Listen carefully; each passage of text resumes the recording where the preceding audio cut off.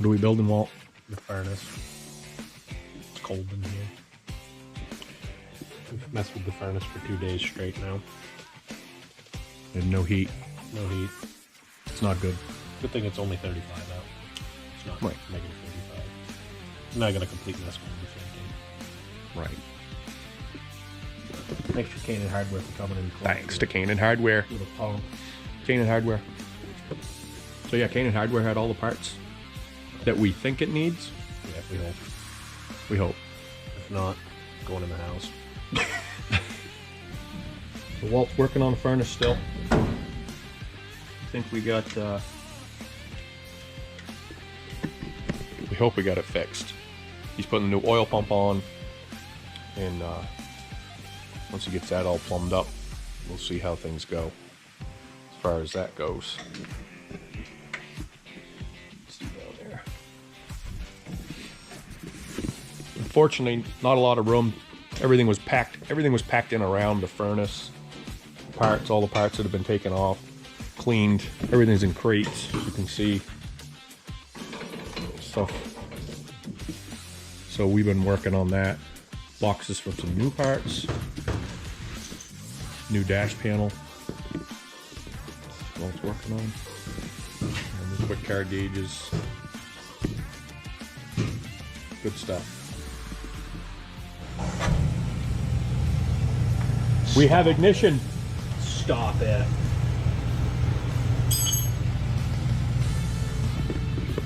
It's alive. Hopefully for a while. The moral of the story is, kids, just because you buy a new part, it can still be junk. Right. Yeah. Don't buy from Amazon or something. Buy a name brand. No, I don't know if it's their fault. It was a brand new pump that we put on. It hasn't been on 2 months, and for some reason it crapped out. But you know, like they say, that's racing. That's life. Yeah. So far it's running. So hopefully when we come out tomorrow morning, it's still running. Right? Nice and quiet. Yeah. Warm. I spent I don't know how much money. Yeah. Spent what, $140 on diesel fuel last night trying to get it to run. Spent another 120, so you know, $250. It's a good thing your beard is good and bushy. You're not too cold. Yeah. Right. Yeah. I stink like diesel fuel. When I walked in the hardware store, the guy goes, "You working on your furnace?" How'd you know? Yeah. Why? He goes, "Because you smell like diesel fuel." Well, yeah. Could be worse though. It's not the house furnace. Yeah. So sometimes I wish we had a wood stove. No, I don't. I've been in shops that had wood stoves when I was a kid, first started racing. We had wood stove in my parents' shop. Not good. Whatever end of the car was closest to the wood stove, that's the end that got finished because it was always warm. And it just, yeah, it wasn't good. Probably the new modern stuff now, not bad for heating shops, but just the plain old wood stove. And mind you, the wood stove we had was more than likely, I'm not positive, but I'm pretty sure was home built. Might even been like a 55-gallon drum cut out. Yeah, not good. So, but anyway, I think we got heat. We'll let you know tomorrow. And if we got some heat, we'll be in business again. So stay tuned.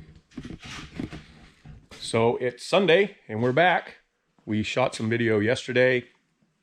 Furnace was on the blink over there. I remember not to turn the camera. Walt's getting some bolts out of the bolt bin. A lot warmer in here today, huh, Walt? Yep. New oil pump in there. Yeah, oil pump had failed. So it was what, a month and a half. I just changed it because the other one was old and leaked. So we were sick of having diesel fuel on the floor. So I bought one online and it was made it about 2 months. Yeah. So we, luckily the hardware store up here, I didn't expect them to have one, but they had one. So we put it in and it's a name brand one. I think I paid like $30 less than the one I bought and it seems to work great. So we're back in business. Yeah. Voila, we come out, shop's warm this morning. Yeah. So, But, so what do we got? We're gonna talk about a couple things. Just while things are broken, we had broken furnace, and when you're working on your car, some different things that we found, and something I think that will help some other racers possibly diagnose why your car doesn't start, as far as the starter grinding and things like that. So we'll try to hand Walt the camera and see if we can. First we'll go over to Bellhausen. This here is it's a Burt Bellhausen. This is a Bellhausen that we use in dirt modified. Transmission bolts right here, starter bolts right here, and then it's direct drive. This is one out of my car. It's older. It's been in for a long time, but it's a piece that you use over and over and over and over. It's not something that you have to change every year by any means.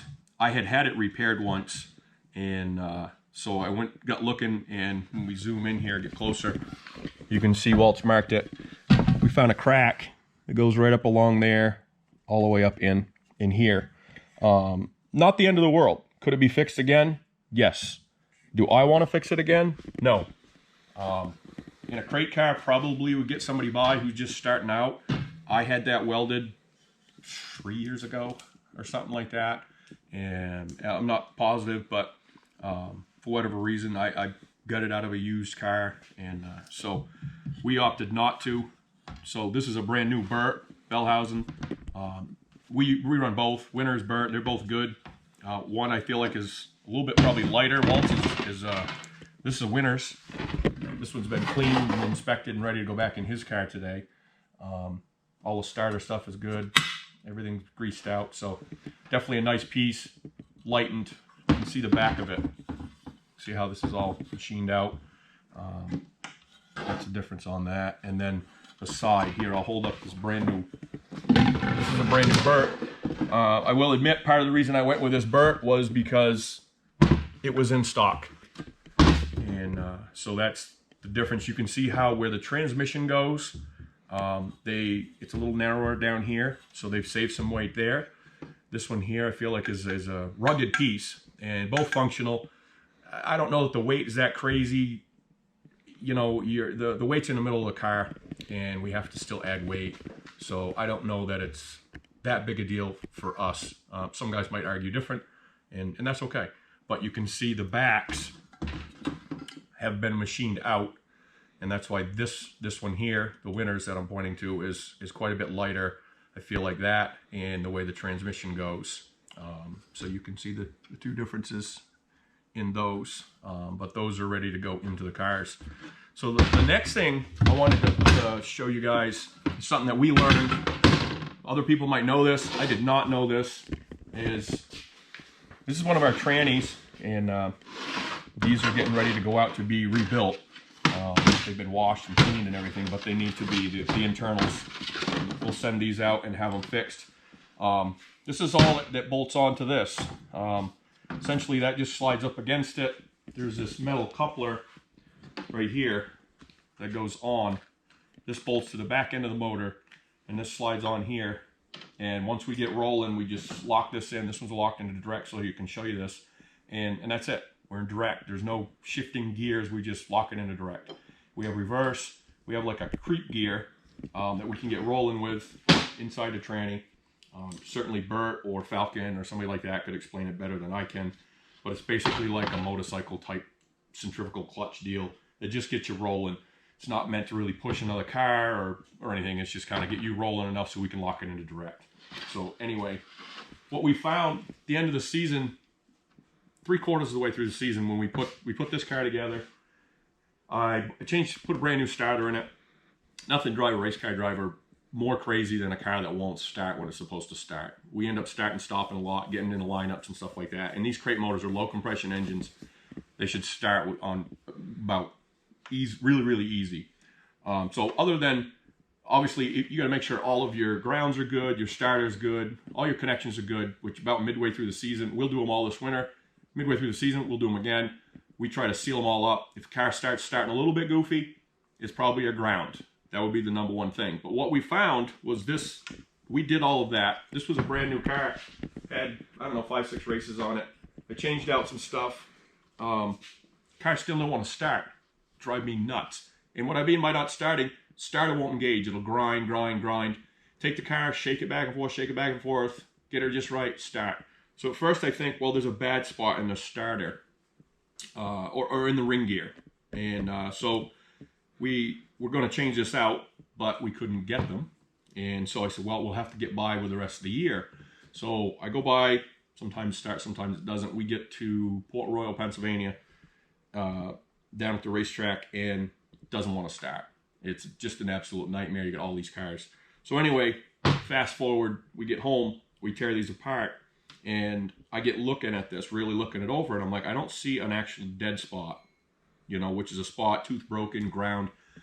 It was shimmed correctly. Those you might be watching, we always, with a crate motor, and these usually 1 to 2 shims, I don't have them, they're very small, is where that will shim perfectly. And we've got the same shims that we've run, and those are good.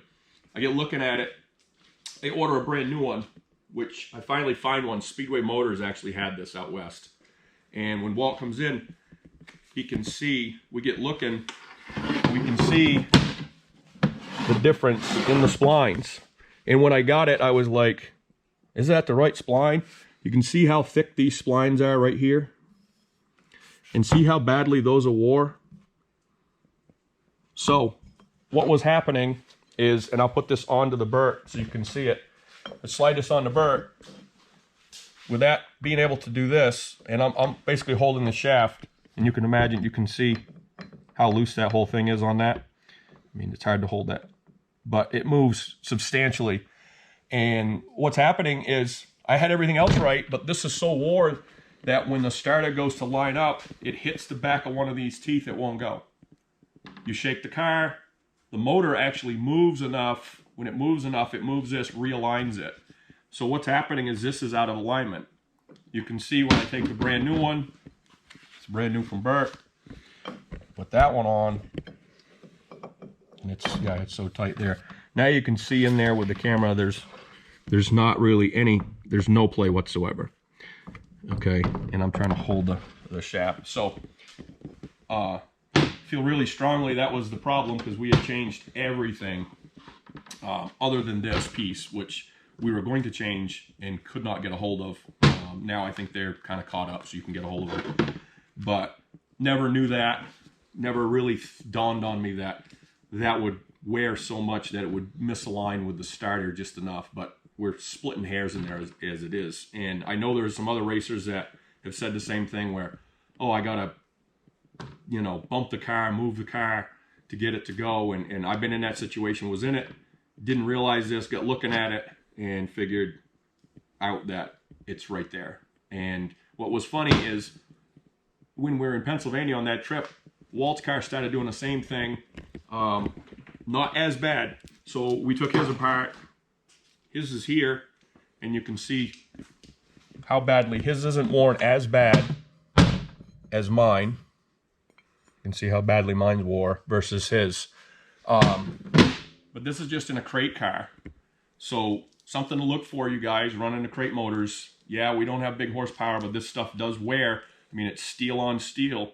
And if your car starts to not start the way it's supposed to, and you've gone through all your connections, all that stuff, and you can't figure out, check your coupler and see if it's slapping back and forth enough to misalign.